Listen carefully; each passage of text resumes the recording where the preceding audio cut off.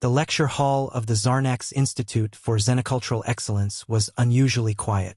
Students from 12 species filled the dome chamber, their glistening eyes and sensory frills focused on the girl seated near the back.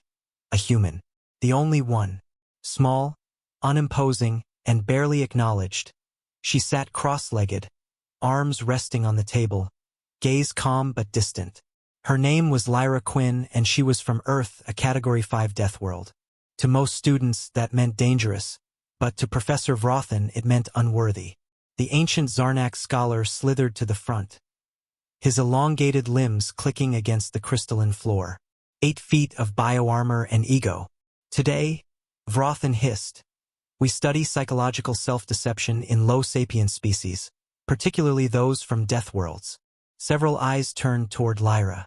She didn't flinch. The professor sneered. Primitive worlds produce primitive minds.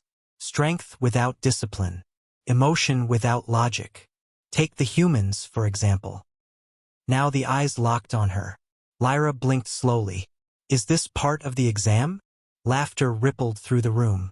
Vrothan's mandibles twitched. No, Miss Quinn. It's part of your education. Though I wonder if your species is truly capable of such things. I got in on merit, she said flatly. On an exchange program, he corrected, voice dripping with disdain.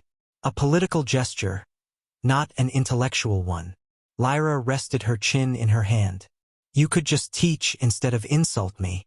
Gasps fluttered from every corner. No one interrupted a Zarnax professor, especially not a student. Especially not a human. Vrothan loomed closer, limbs cracking, voice rising. You presume too much, Terran. Would you correct a being who has studied thought itself for longer than your planet's written history? You assume I care, Lyra muttered. The professor hissed in fury. Stand and apologize. No. Stand. No.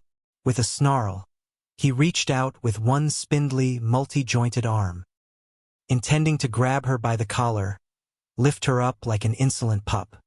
He never got the chance. In one fluid motion, Lyra's hand snapped up. No wind-up, no warning, and caught his wrist midair. There was a crack, a horrible, organic pop, and then silence.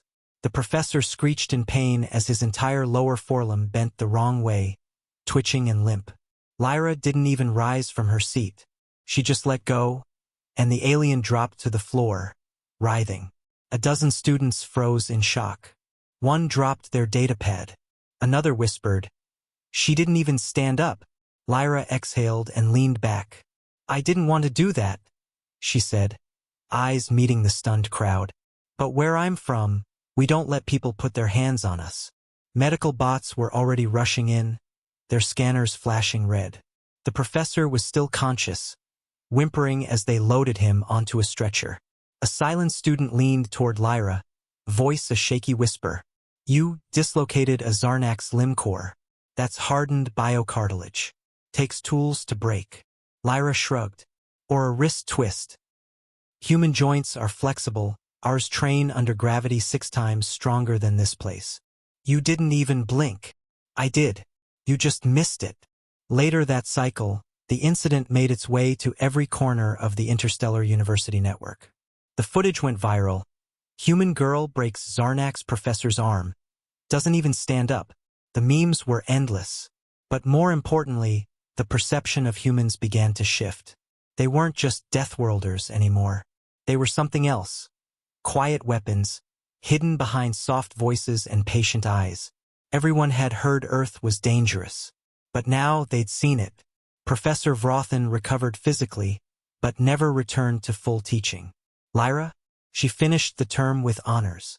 And from that point forward, every alien student who passed her in the halls of Zarnax Institute gave her the same thing they never gave humans before. Respect. And just a little fear.